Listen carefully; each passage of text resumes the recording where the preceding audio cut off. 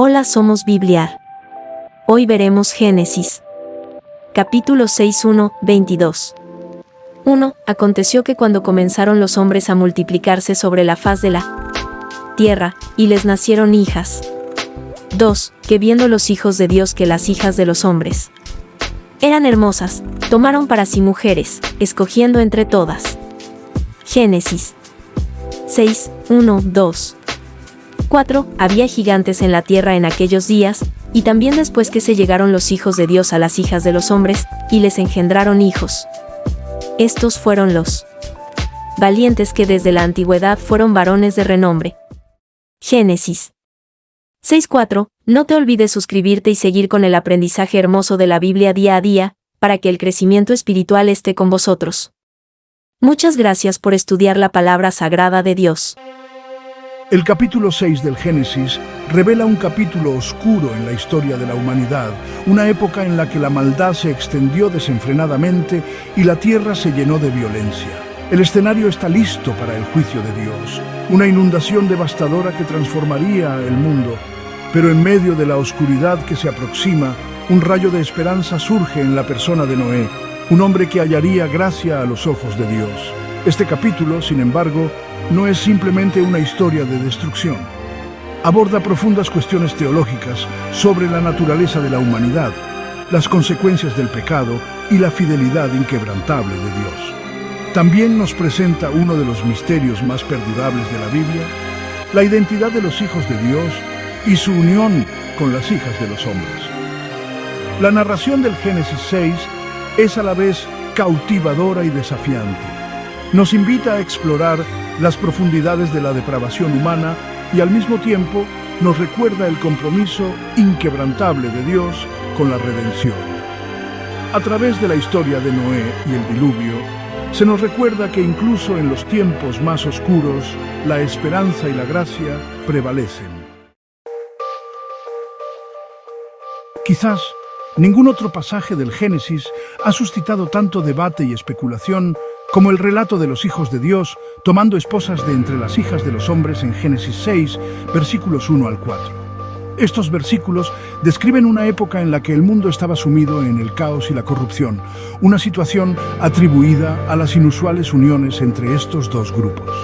Pero ¿quiénes eran exactamente estos hijos de Dios e hijas de los hombres? ¿Y cuál es el significado de sus matrimonios mixtos? A lo largo de los siglos, se han propuesto numerosas interpretaciones, cada una de las cuales intenta arrojar luz sobre este enigmático pasaje. Algunos estudiosos, basándose en textos extrabíblicos y en la tradición judía, han interpretado que los hijos de Dios eran ángeles caídos que procrearon con mujeres humanas, dando lugar a una raza de gigantes conocidos como los Nefilim. Esta interpretación, aunque intrigante, no está exenta de problemas. Otros han sugerido que los hijos de Dios eran simplemente hombres de noble linaje o aquellos que eran particularmente justos, mientras que las hijas de los hombres representaban a mujeres de familias menos distinguidas. Esta interpretación, sin embargo, no logra captar plenamente la gravedad de la situación descrita en Génesis 6, donde la mezcla de estos dos grupos se presenta como un catalizador de la maldad generalizada y el juicio divino. La idea de que los hijos de Dios eran ángeles caídos que se aparearon con mujeres humanas, aunque es una interpretación popular, encuentra poco apoyo en el propio texto bíblico. En primer lugar, la Biblia describe constantemente a los ángeles como seres espirituales que carecen de la capacidad física para la procreación. El propio Jesús, al dirigirse a los saduceos sobre el asunto de la resurrección, afirmó que los ángeles ni se casan ni se dan en casamiento, como se registra en Mateo 22, versículo 30. Además, la descendencia de estas uniones, los Nefilim, se describen como hombres poderosos y hombres de renombre en Génesis 6, versículo 4, términos que sugieren una ascendencia humana más que angelical. Si bien los Nefilim fueron sin duda individuos formidables, su existencia no requiere un linaje angelical. La Biblia está repleta de ejemplos de personajes fuertes e imponentes que, sin embargo, eran completamente humanos. Interpretar que los hijos de Dios eran ángeles caídos también crea incoherencias teológicas. Implica que los ángeles son capaces de desobedecer y pecar en una escala comparable a la de los humanos, una noción que contradice la descripción bíblica de los ángeles como mensajeros y siervos de Dios, sujetos a su voluntad. Si bien la Biblia menciona la caída de Satanás y sus demonios, este acontecimiento es distinto de los descritos en Génesis 6. Una interpretación más plausible y que se ajusta más a la narración bíblica es que los hijos de Dios eran descendientes de Set, el hijo justo de Adán y Eva. Esta interpretación encuentra apoyo en Génesis capítulo 4, que traza el linaje de Set, contrastándolo con el linaje de Caín, el primer asesino. Los descendientes de Set son descritos como aquellos que invocaban el nombre del Señor, lo que sugiere un compromiso con la rectitud y la piedad. Las hijas de los hombres, en este contexto, se referirían entonces a las mujeres descendientes del linaje de Caín, un linaje caracterizado por la violencia, la maldad y el rechazo a Dios. El matrimonio mixto entre estos dos grupos, impulsado inicialmente quizás por el estatus social o la atracción física, condujo finalmente a la corrupción de la línea setita, ya que la influencia de las mujeres cainitas erosionó los fundamentos religiosos y morales de sus familias. Esta interpretación concuerda con el tema bíblico más amplio del pacto de Dios con la humanidad, amenazado por los matrimonios mixtos con naciones paganas. Subraya los peligros de comprometer la fe y la moral propias en aras de la aceptación social o el beneficio personal. Las consecuencias de tales compromisos, como revela el relato del Génesis, pueden ser devastadoras, no solo para los individuos, sino para generaciones enteras. Noé era un hombre bueno. Vivía en un mundo lleno de maldad. Dios vio la maldad en los corazones de la gente y decidió limpiar la tierra con una gran inundación. Pero Dios también vio a Noé. Vio su fe. Vio que Noé le obedecía. Dios le habló a Noé. Le dijo que construyera un arca para salvar a su familia, un arca para salvar a los animales, un arca para que la vida continuara. Noé escuchó la advertencia de Dios. No preguntó por qué. No dudó. Él simplemente creyó. La tarea era enorme. Construir un arca gigante, reunir a todos los animales, prepararse para lo desconocido. Noé comenzó a trabajar. Día tras día, martillaba y construía. La gente se burlaba de él. Se reían de su fe. Decían que estaba loco. Pero Noé no se desanimó. Él confiaba en Dios. Sabía que la tormenta venía. No importaba si el mundo no le creía. Lo importante era obedecer a Dios. Su fe era inquebrantable. Cada tabla que Noé clavaba era un acto de fe.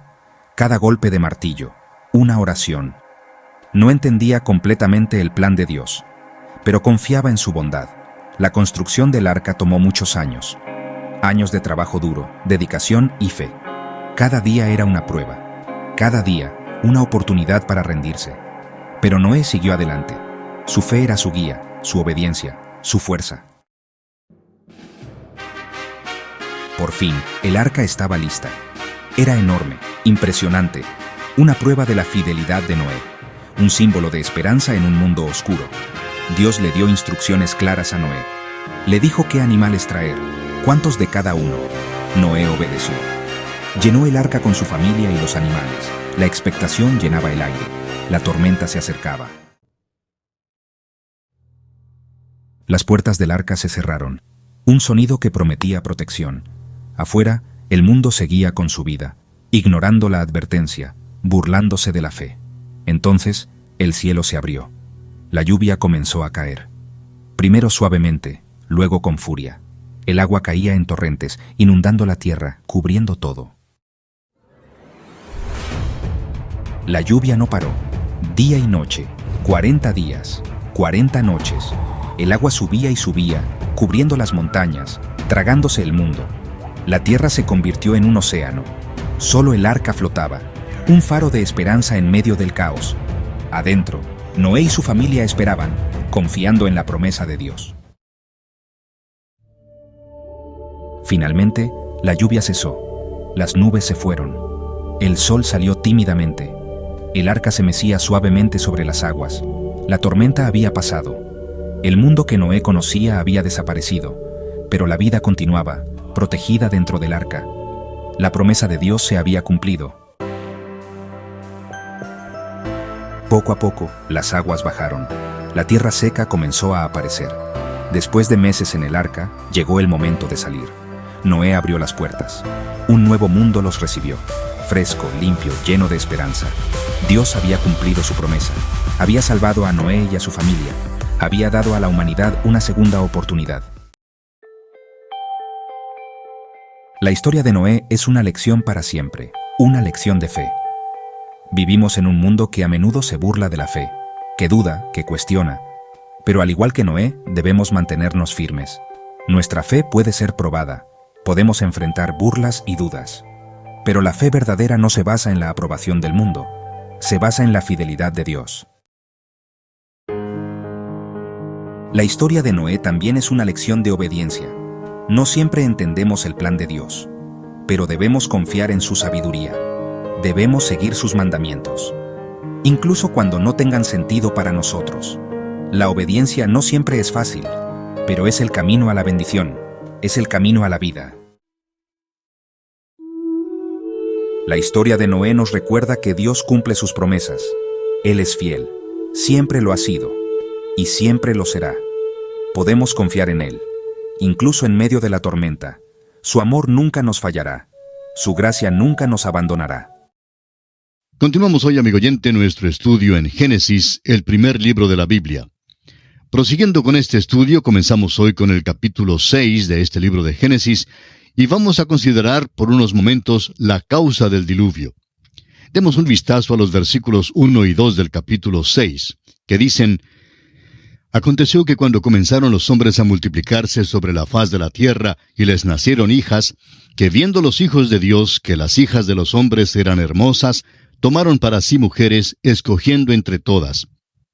Ahora la frase hijos de Dios y la frase hijas de los hombres en realidad han causado mucha discusión en nuestros días.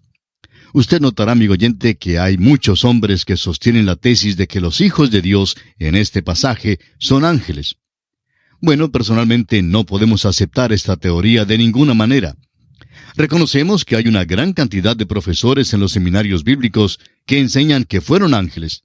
Y reconocemos también que muchos de los expositores en nuestros días sostienen esta teoría. Pero no podemos aceptarla porque si fueran ángeles, es decir, ángeles buenos, no cometerían este pecado. Y por otra parte, si fueran ángeles malos, no se les llamaría aquí hijos de Dios. Luego los hijos aquí fueron sencillamente hombres, no fueron monstruos. El versículo 4 de este capítulo 6 de Génesis dice: Había gigantes en la tierra en aquellos días, y también después que se llegaron los hijos de Dios a las hijas de los hombres, y les engendraron hijos. Estos fueron los valientes que desde la antigüedad fueron varones de renombre. No nos explicamos por qué tanto se imaginan que los hijos aquí fueron gigantes. Dice que había gigantes en la tierra en aquellos días, pero no dice que fueron los hijos. Ahora sí dice que fueron hombres de renombre. Ahora estos no fueron monstruos, sino simplemente hombres. Un expositor de la Biblia dijo en una ocasión que eran gigantes y monstruos.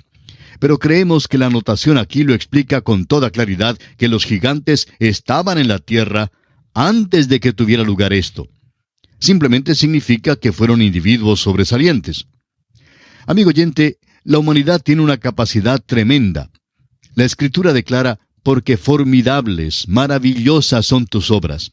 Y es una gran verdad cuyo significado perdemos con alguna frecuencia. Este concepto hoy degrada al hombre diciendo que él es un protoplasma de una basura o de alguna alga marina. Algunos científicos creen que muy pronto la teoría entera de la evolución será totalmente rechazada, lo cual por supuesto hará que algunos luzcan ridículos. Amigo oyente, una vez más, repetimos que la evolución no es nada sino una teoría y la ciencia no ha dado a conocer ninguna prueba conclusiva de ella. La evolución también es una filosofía y como cualquier otra filosofía se la puede aceptar o rechazar. Cuando es aceptada, ciertamente conduce a algunas soluciones muy desacertadas a los problemas del mundo. Realmente nos han metido en muchos apuros en todo el mundo. Uno creería, al escuchar tal filosofía, que estamos haciendo el papel de caballero ilustre, andando por todo el mundo arreglando lo malo. Amigo oyente, nosotros mismos somos malos por dentro. Hoy en nuestros países encontramos los intelectuales en las universidades, en el gobierno, en medio de noticias y en la milicia que creen ser de marca mayor. Creen que de alguna manera u otra han alcanzado ya la cima. Es pues decepcionante en nuestros días observar cómo los hombres creen que son más grandes de lo que realmente son. El hombre en realidad está sufriendo de una caída tremenda en el pecado. Es totalmente depravado, y mientras no se tenga eso en cuenta, nos hallaremos en muchos apuros, en muchas dificultades. Ahora, Génesis es el libro de la genealogía. Como lo vemos en este libro de las familias, encontramos a los hijos de Dios que son de la línea divina, que ha provenido de Adán hasta Set. Encontramos también a las hijas de los hombres que pertenecen a la línea de Caín. Las dos líneas se entremezclaron y hubo matrimonios mezclados entre las líneas hasta que por fin la línea entera fue totalmente depravada. Bueno, no debemos usar la palabra totalmente, hubo una excepción. Ese es el cuadro que se nos pinta aquí. Ahora deseamos reconocer e insistimos en que muchos buenos expositores de la Biblia mantienen un punto de vista opuesto al que hemos mencionado. Ellos creen que los hijos de Dios son realmente los ángeles. Y si usted, amigo oyente, desea sostener ese punto de vista, pues no estará solo, irá muy bien acompañado. Por supuesto que si no desea equivocarse, mantendrá nuestro punto de vista. Y de seguro que no hay nadie que desee equivocarse, ¿verdad? Bien, quisiéramos ahora decir que esperamos que seamos buenos amigos, no importa el criterio que mantengamos. Amigo oyente, es simplemente una cuestión de interpretación y nada tiene que ver con si cree en la Biblia o no la cree. Es cuestión de interpretación de la Biblia. Volvamos ahora al versículo 3 de este capítulo 6 de Génesis, donde dice: Y dijo Jehová, no contenderá mi espíritu con el hombre para siempre, porque ciertamente él es carne, mas serán sus días 120 años. Creemos que Noé predicaba por 120 años, y que durante aquel tiempo el Espíritu de Dios contendía con los hombres. El apóstol Pedro lo expresa con toda claridad de que fue en los días de Noé cuando el Espíritu de Dios contendía con los hombres para llevarlos a Dios.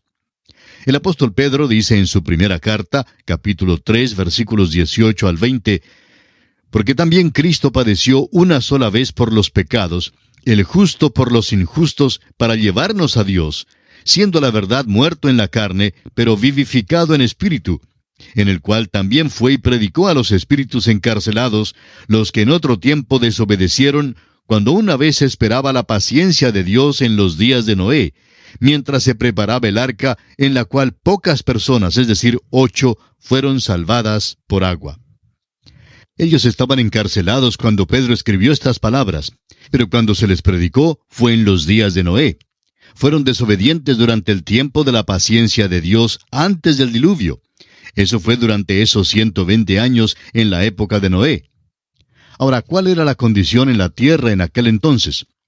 Se nos declara esta condición y se nos da la causa por la cual Dios envió el juicio del diluvio.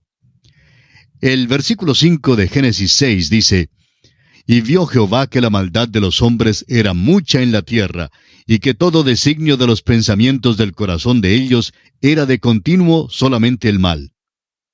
Hay 4 palabras aquí que deben ser subrayadas. En primer lugar, la palabra mucha, donde dice, la maldad de los hombres era mucha. En segundo lugar, la palabra todo, donde dice, todo designio de los pensamientos del corazón de ellos era de continuo solamente el mal.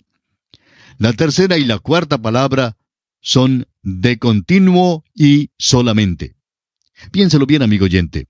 Esa fue la condición que Dios observó en la tierra. Los versículos 6 y 7 de Génesis 6 continúan diciendo, Y se arrepintió Jehová de haber hecho hombre en la tierra, y le dolió en su corazón. Y dijo Jehová, Raeré de sobre la faz de la tierra a los hombres que he creado, desde el hombre hasta la bestia y hasta el reptil y las aves del cielo, pues me arrepiento de haberlos hecho. Y se arrepintió Jehová. La corrupción del hombre hizo arrepentirse al Señor. Parece que Dios cambió de idea. Creó al hombre y ahora parece que va a destruirlo. Fíjese usted que destruirá los animales terrestres, pero no menciona a los peces. Pues va a venir un diluvio, y los peces ya viven en el agua, y Dios enviará más agua. Consideremos ahora la liberación de Dios del juicio del diluvio. Los versículos 8 y 9 dicen, «Pero Noé halló gracia ante los ojos de Jehová». Estas son las generaciones de Noé. Noé, varón justo, era perfecto en sus generaciones. Con Dios caminó Noé. ¿Por qué halló Noé gracia con el Señor? Porque Noé caminó con Dios, y porque fue justo y perfecto en las generaciones. Esta es la razón por la cual Dios salvó a Noé. En el libro de Hebreos, capítulo 11, versículo 7, leemos, «Por la fe Noé, cuando fue advertido por Dios acerca de cosas que aún no se veían, con temor preparó el arca en que su casa se salvase, y por esa fe condenó al mundo, y fue hecho heredero de la justicia que viene por la fe». Noé tuvo que tener fe para preparar el arca sobre la tierra seca cuando aún todavía no había lloviznado. En este capítulo 11 de Hebreos se nos dice que fue por la fe que Enoc fue traspuesto. El hombre de fe, el creyente, está eximido del juicio. En el rapto de la iglesia, todos los creyentes irán porque esta liberación es para creyentes, y aún el santo más débil será arrebatado junto con la iglesia. Será arrebatado porque Dios engrandece su misericordia. Es la misericordia de Dios que puede mostrar a Noé el tiempo del diluvio. Ahora se nos da de nuevo la razón por la cual Dios envió el diluvio. Dios vio que el camino del hombre se había desviado del propósito para el cual Dios lo había creado. El hombre no seguía ya el camino de Dios, sino su propio camino caprichoso. Los versículos 11 al 13 de Génesis 6 nos dicen, «Y se corrompió la tierra delante de Dios, y estaba la tierra llena de violencia. Y miró Dios la tierra, y he aquí que estaba corrompida, porque toda carne había corrompido su camino sobre la tierra. Dijo pues Dios a Noé, he decidido el fin de todo ser, porque la tierra está llena de violencia a causa de ellos, y he aquí que yo los destruiré con la tierra». Vamos a mencionar algunas cosas aquí al examinar las razones por las cuales Dios juzgó a la tierra con un diluvio.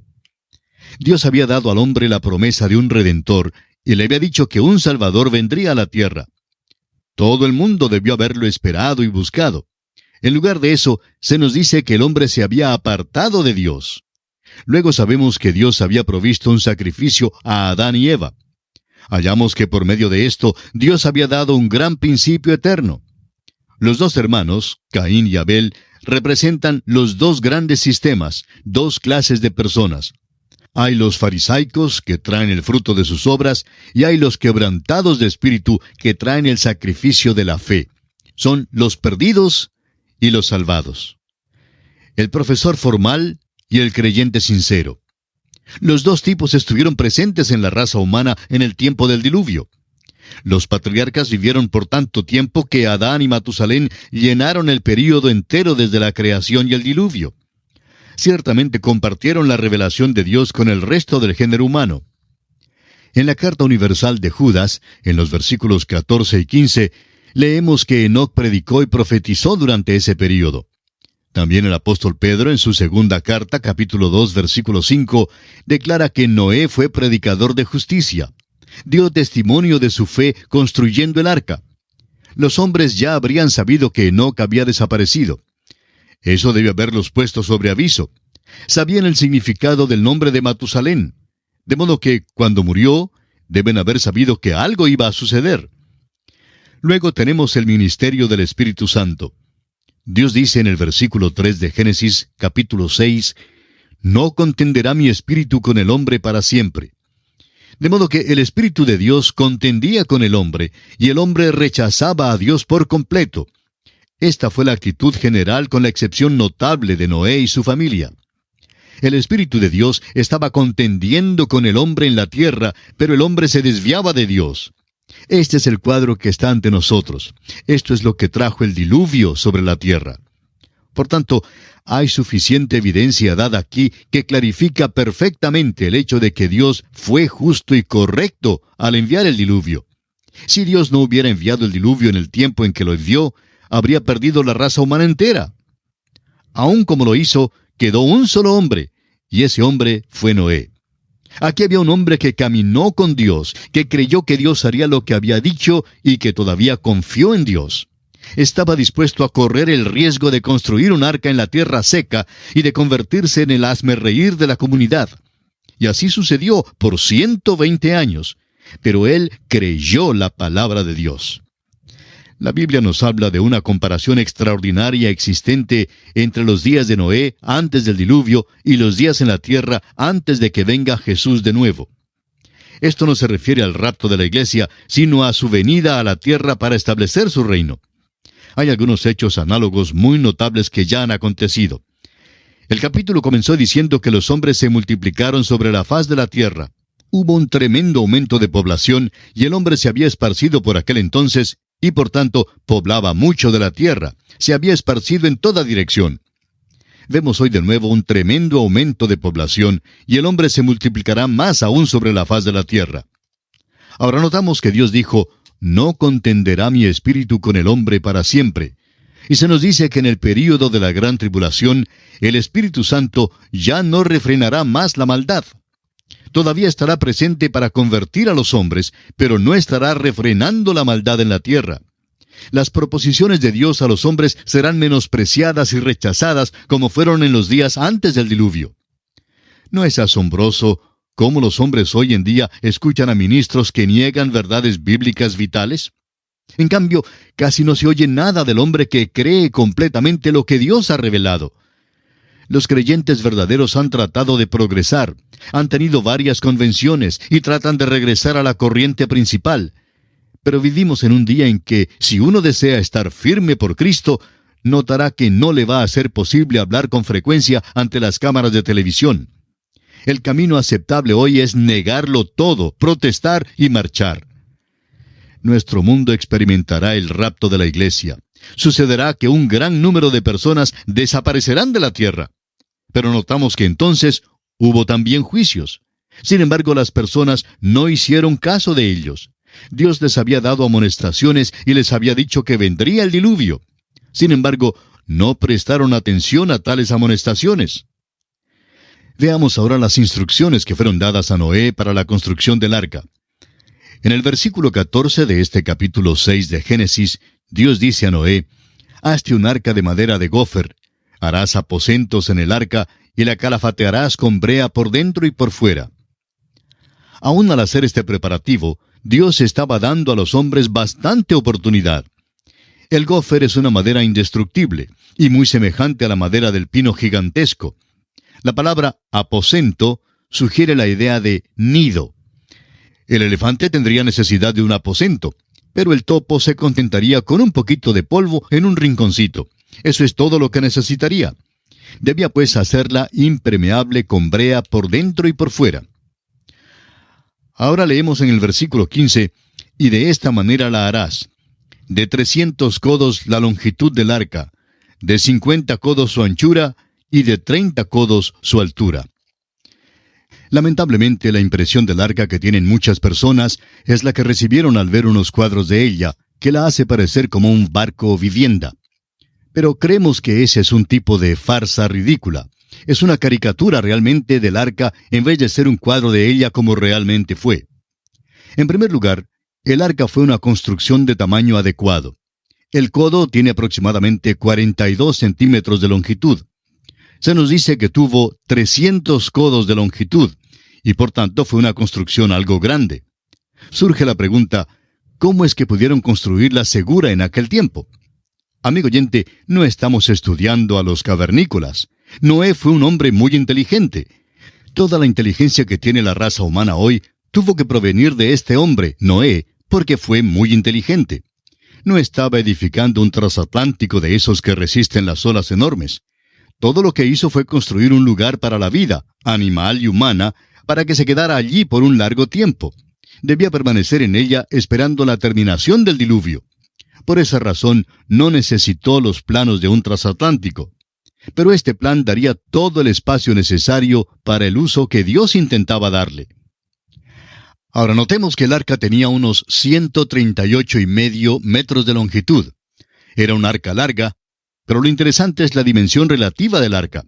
Un acorazado de los Estados Unidos, el Nuevo México, Tenía 192 metros de longitud, 32 3/4 metros de anchura y un calado máximo de 9 metros. Al comparar estas cifras con las del arca, encontraremos que las dimensiones son más o menos iguales. Por tanto, no era un barco que se viera ridículo de ninguna manera. Ahora el versículo 16 nos dice, «Una ventana harás al arca, y la acabarás a un codo de elevación por la parte de arriba, y pondrás la puerta del arca a su lado, y le harás piso bajo, segundo y tercero». En lo alto del arca había una ventana de un codo de elevación, y daba la vuelta al arca. Ahora la parte superior debe haber sobrepasado un poco. En estos días, ese es el modo que se emplea para la ventilación de un gimnasio, por ejemplo.